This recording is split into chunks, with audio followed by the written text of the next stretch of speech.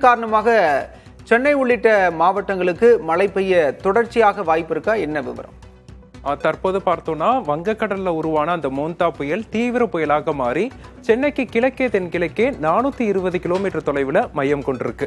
இது தொடர்ந்து மேற்கு வடமேற்கு திசையிலிருந்து வடக்கு வடமேற்கு திசையில் நகர்ந்து இன்று இரவு ஆந்திர மாநிலம் மச்சுலிப்பட்டினம் மற்றும் காக்கிநாடா அருகே கரையை கடக்கும் என எதிர்பார்க்கப்படுது.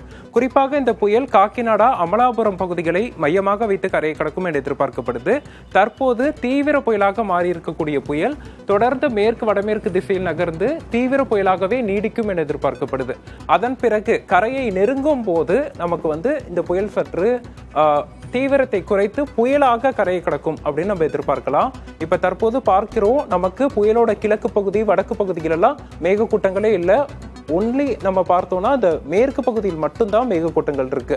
இது எதனால அப்படின்னு பார்த்தோம்னா காற்று முறிவுல புயல் பாதிக்கப்படுவதை பார்க்க முடிகிறது. இந்த காற்று முறிவின் தாக்கத்தினால தீவிர புயல் என்பது கரையை கடப்பதற்கு முன்னதான் சற்றே வலு குறைந்துதான் கரையை கடக்கும் அப்படின்னு எதிர்பார்க்கப்படுது. அப்படி புயலாக கரையை கடக்கும் போது ஆந்திர மாநிலம் காக்கிநாடா மற்றும் அதனை ஒட்டிய பகுதிகளில் காற்று பாதிப்பு என்பது மிக குறைவாக இருக்கும்.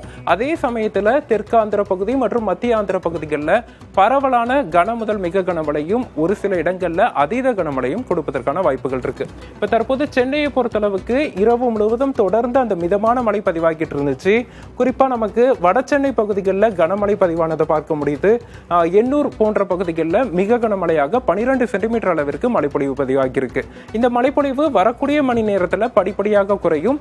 இன்றைய தினத்தை பொறுத்தளவிற்கு அக்டோபர் 28ஆம் தேதியை பொறுத்தளவிற்கு சென்னை, திருவள்ளூர், காஞ்சிபுரம், செங்கல்பட்டு போன்ற மாவட்டங்களில் வானம் பொதுவாக மேகமூட்டத்துடன் காணப்படும். மிதமான மழை ஓரிரு முறை பதிவாகலாம். கனமழை வாய்ப்பு என்பது சென்னை மற்றும் வடகோடி மாவட்டங்களுக்கு இந்த புயலில் இருந்து விலகி இருக்கு அப்படின்னு எடுத்துக்கலாம். இப்ப தற்போதைய நிலையில இந்த புயல் தீவிர புயலாக நிலை கொண்டிருக்கு. தொடர்ந்து வடக்கு வடமேற்கு திசையில் நகர்ந்து இன்று இரவு நேரத்தில் ஆந்திர மாநிலம் மச்சுலிப்பட்டினம் மற்றும் விசாகப்பட்டினத்திற்கு இடையே காக்கிநாடா அருகே கரையை கடக்க இருக்கு. கரையை கடக்கும் போது தீவிர புயல் என்பது புயலாக வலு குறைந்து கரையை கடக்கும். அதன் காரணமா ஆந்திர மாநிலத்தில் காற்று பாதிப்பு என்பது இருக்காது. அதே சமயத்தில் பரவலான மழைப்பொழிவை இன்றைய தினம் நமக்கு ஆந்திர மாநிலத்தில் எதிர்பார்க்கலாம்.